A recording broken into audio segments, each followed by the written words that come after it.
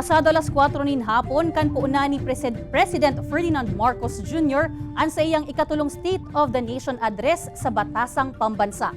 Sa iyang pataratara, enot kaining tinawan doon na dain niya pigpapasipara ang mga agrangay kan mga Pilipino. Saro na digdian issue kan presyo kan bagas, asin mga barakalon, mga programa sa sektor kan agrikultura, infrastruktura, asin transportasyon. Pigtawan doon man kan presidente ang pagiging preparado kan nasyon sa manlain-lain na kalamidad, asin ang pagpapakaray kan serbisyo kan kuryente asin internet connection sa nasyon. Kabali man sa prioridad kan gobyerno ang salud asin nutrisyon kan mga Pilipino, human resources, edukasyon asin trabaho.